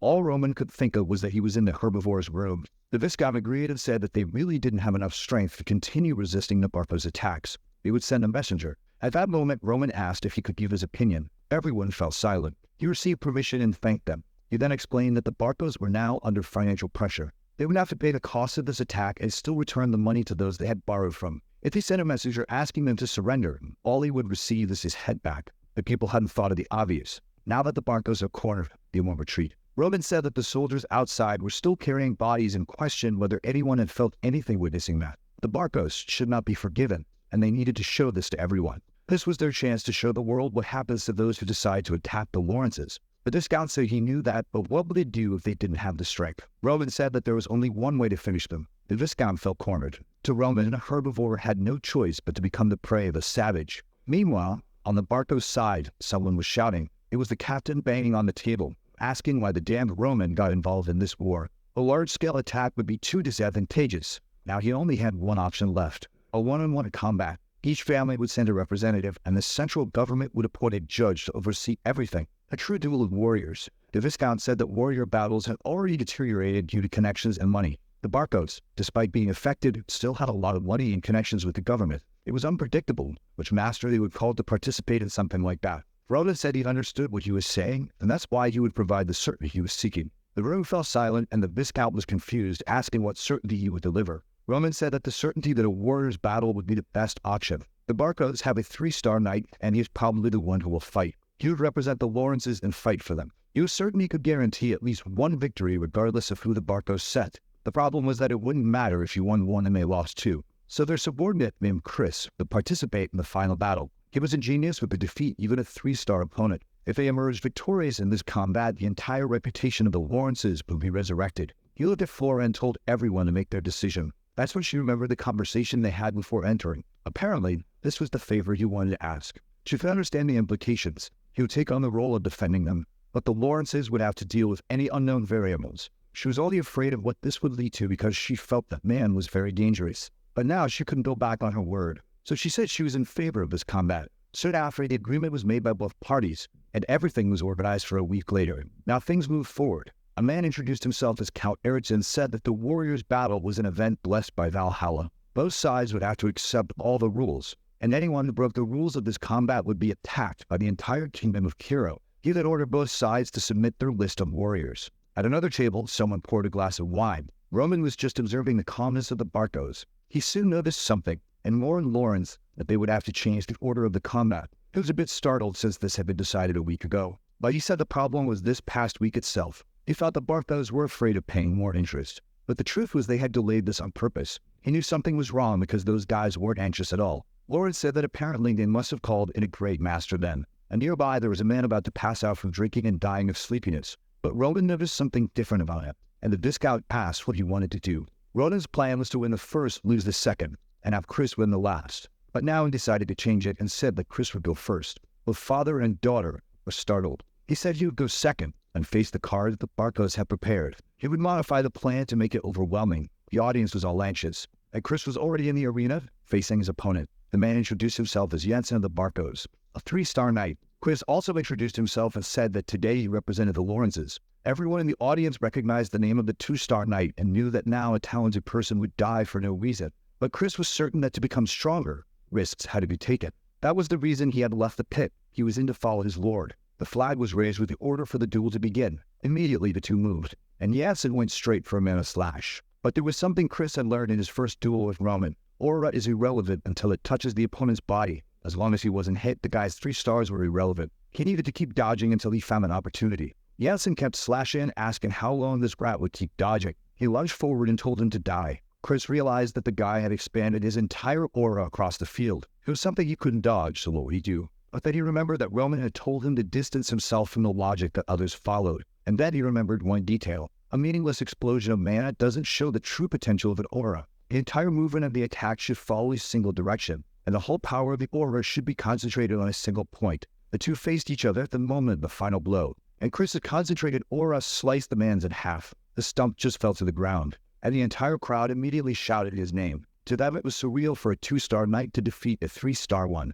while Roman was just smiling, the ones obviously trembling with Barcos. Their plan was to end it all in the second fight, but now the final had become the most important one. But they didn't care since they didn't need to worry about the second match. After all, they had a guarantee in the person they had spent a fortune on. The Bluebeard man asked if it was his turn. He went to the arena and yawned, dying of boredom. He then introduced himself as Homeros, representing the Barcos. A 4-star knight, everyone there was shocked. Homeros was a well-known name in the region. This guy was in the rankings of the best. So what was he doing in this small town? He was currently considered number 49 in the most powerful people on the continent. The ranking system originated from the Valhalla Empire, the place where warriors believe they are sent after combat. Because of this, the results of the victors were always recorded, and the names of the powerful were always remembered. That's how the rankings were restarted. And as the Valhalla Empire began to dominate all the continents, the temple began to rank the top 100 strongest. Now that the Viscount was certain that there was no way to win this second fight. There wasn't a single person in all of Cairo who hadn't heard that name. Everyone knew that this man roamed the continent, defeating everyone. He was known as the Wandering Swordsman. and now it was clear that this second battle wasn't even worth watching. It was even a pity for the Lawrences to have to face this. However, someone was obviously smiling. Ronan was excited about the fact that the man was a 4-star knight. He tried to gather information about who the Barcos would send, but it was all superficial. That man in front of them was the trump card the Barcos had been hiding. Like he was eager for this. Just as they had hidden their strength, they had no idea how powerful he was. However, Flora grabbed his arm and told him that he had to surrender. His opponent was ranked 49th, not to mention that he was young enough to reach the 30s or even higher. She told him to stop dreaming of defeating someone from the rankings because otherwise he would lose his life. All they should do was pray that they could win the next fight. Plumrose was just watching, and Roman knew that was how someone who felt absolute looked at others, and it was something he obviously didn't like. Flora said this was the unpredictable situation they had talked about, so she would send their soldier. There was no reason for him to risk his life in a meaningless battle, but of course Roman simply pulled her hand away. He said he had no intention of explaining the details, so she shouldn't bother him. He then presented himself on the battlefield. As Roman of Dimitri, defending the Lawrences, the two drew their swords, and Homeros knew that if the guy had destroyed a flare, he was at least a 2-star knight. To him, it was ridiculous to have to face someone like that, especially since he would soon be competing for the 30th rank. So he decided to finish it quickly. In a second, he lunged at Roman, and the soldiers around noticed how fast that movement was. Roman defended against the attack, but the blade came extremely close to his neck. As soon as the block was made, the man was already behind him. Polnaros was even excited, saying that the boy was interested. He slashed again, and Roman defended while condensing all of his mana into the blade. Polnaros, intrigued, asked why he was manifesting aura that way, while Roman was getting angry because that man was clearly underestimating him. Tired of it, Polnaros activated his 3-star aura and said he would face him seriously. The energy began to generate electricity throughout the arena, and the people in the audience were even having to hold on. But Roman was thrilled to know that this guy was ranked 49th. To him, there was no reason to drag out this fight any longer. He then stepped forward, activated his aura, and told the man to resist it if he could. The celestial demon techniques have no form. All Homeros could see was a sudden black wave in front of him. He didn't even know that something like that could be created with mana. Indeed, the attack had no form, and that's why the moves were only identified by numbers, and that was known as the third move. We saw the noble trying to convince Homeros to participate in this duel and give up the fight without Fernando ranked 30th. It was his guild leader saying they would receive a lot of money if he participated in this duel between two remote families. He thought about it, realizing he had refused all missions since becoming a rank A, so maybe it was worth it. Since he needed money as well, he decided not to refuse. But the result was completely different. Everyone there was speechless, and in the audience they couldn't even understand what happened. The prodigy of Tiro, who had entered the rankings even before becoming a 4-star, had been killed with a single slash. Ronan didn't understand how someone so far from their peak could be so arrogant. That's because his metrics weren't based on this world, but on the one he came from. Compared to this place, the world of Murim was like a galaxy of martial masters. No one dared to be arrogant since death always took the careless. To Roman, this place was inefficient, and he then told the judge to announce the winner of the second combat. Hesitant and stumbling over his words, he said that the winner was Roman Dimitri for the House of Lawrence. The people couldn't believe that the prodigy everyone talked about was really dead. To them, it was like a hallucination, and it was only then that Chris realized the true strength of the lore he followed. He didn't understand if he had been this strong in the first duel or if he had changed drastically afterward. He was certain that he hadn't been so powerful as to defeat Homeros back then, so how could this be explained logically? As soon as he defeated Jansen, he thought that the day he would defeat Roman wasn't so far off. But that was pure foolishness. The flag was raised declaring that the House of Lords had won. With that, the last fight was irrelevant, and it didn't matter who was sent. Ertes announced that both families could send another warrior. The Barco representative was seething with rage. It was over now, but he couldn't understand how Homeros had died. He wasn't just an average knight to the warriors of the north. He was one of the few true soldiers in the kingdom of Tiro. So why had the mercenaries sent a fake Homeros? The man asked for who would send now, but the Barco representative simply said that they couldn't afford to lose any more strength. He then told them to just send Benson. The man was shocked. He knew this was revenge for the shame Benson had brought upon them when he was beaten by Dimitri. The problem was that Benson was a knight with no stars, so he was being sent to die. But he had no choice, so he simply said he understood. Benson presented himself on the battlefield, trembling all over. No one in the audience had ever heard of his name, but Chris knew very well who this man was. Someone suddenly stepped in front of Roman. It was Kemen, who said he would face that man. To Roman, in a world where the strongest survive, the only thing given to losers is death. Even if Benson was a starless knight, it would still be very difficult for Kemen. He knew the boy was trying to prove he was useful in some way, and if that was the case, he gave him permission. Kemen then said he would be back soon. On the field, Benson was wondering how he had ended up in this mess. He had only decided to become a knight for the Barcos, because his father had no problem doing so either. That was the reason he had chosen an influential family where he would only make money. But even so, he had always been loyal. and now he was being set to die like trash. But something confused him. He wondered if that boy would be his opponent. Now his expression changed, and he thanked God. They then faced each other, and Benson couldn't contain his laughter. He asked Kevin if he had come to seek revenge for that day. Regardless of what it was, both had been abandoned by their lords. But to Benson, this meant he was incredibly lucky. Kevin simply replied that he was nothing more than a sword that protected his lord, and Benson immediately lunged at him, telling him to stop being arrogant. Kevin barely dodged the first attack, and immediately retaliated, aiming for Benson's neck. Benson managed to tilt his chin back just in time, and landed a kick, sending Kevin to the ground. Kevin's helmet was knocked off, and the boy slid across the arena. He stood up, not in the best condition. Chris realized that the problem here was the difference in physical strength, as Benson was an adult. He couldn't understand what Roman was thinking by letting Kevin participate in this. Once again, Kevin took a hit to the chest armor. It only didn't lose his arm because the blacksmith had done a good job. Kevin was being humiliated, but little by little, something was building up inside him. A voice in his head told him to kill that man. That was the bastard who had hurt him, and it was time for revenge. He remembered that Roman had explained that from the moment he cut his hand, the art of the spiritual demon had been implanted in his mind. All he had to do was bring this demon out. And suddenly, something strange again happened to Kevin. A strange dark aura appeared around his body. He was about to take a blow to the head when a strange voice told him to look up. He barely dodged that strike. He stood up and faced Benson. The voice laughed at him for almost getting cut in half and said it was time to tear that man apart. Kevin couldn't understand why there was a voice screaming at him. What he wanted was to be useful to his lord. He wanted to be more useful than Chris. He hated the feeling of inferiority, and those emotions began to create a vortex of rage. That was the art of the spiritual demon, and the moment the voice told him to kill that man, he, in a second, lunged at Benson. Benson immediately recognized that the tip of Kevin's blade was coated with aura. He knew that it would penetrate his armor, so he raised his blade and called the boy a bastard. He landed a solid hit on Kevin's shoulder, but Kevin didn't back down. Benson couldn't understand why this boy wasn't retreating. It was as if he had lost his mind. And with that, the attack went through. Both Chris and the audience were horrified. The boy seemed to be enjoying killing that man, and he continued striking his body. The battlefield was drenched in blood, and Kevin was there in the middle, laughing like a madman. He then left the arena. He approached Roman and said he had returned as promised. Roman simply replied that he had done an excellent job. The boy, now like a joker, was smiling happily. The duel ended with 3 victories for the Lawrences, and at the center of it all was Roman Dimitri. Just as a hero's story is passed down from generation to generation, the rumors of that battle were wrapped in both truths and lies. The bars were all talking about it. The Barcos must have been extremely frustrated at having lost to the Lawrences after gathering so many people. And now, everyone was even fighting to claim that they had relatives living with the Lawrences. To everyone, Roman was seen as the savior of those lands. Everyone knew that he had massacred the enemy army and even destroyed the Flare with a single attack. Not only did he prevent the Lawrences from being defeated, but he also cut the 49th ranked knight in half. To the children of the Lawrence kingdom, Roman was like a hero. And now the first tales of the Dragon of Dimitri were beginning to accumulate. The scene shifts to the Barco castle. With a million papers piled up, they knew it was the end. There was no escaping from the mountain of loans they had taken. The interest letters piled up from the gold bank and the messages from the mercenaries because of Homero's death. He was furious with all these bastards. Before, all the nobles wanted to get close to the Barcos. But now, everyone was pretending he didn't exist. None of this would have happened if that damn Dimitri hadn't gotten involved. To him, it was really Roman's fault for doing something that shouldn't be done in an aristocracy.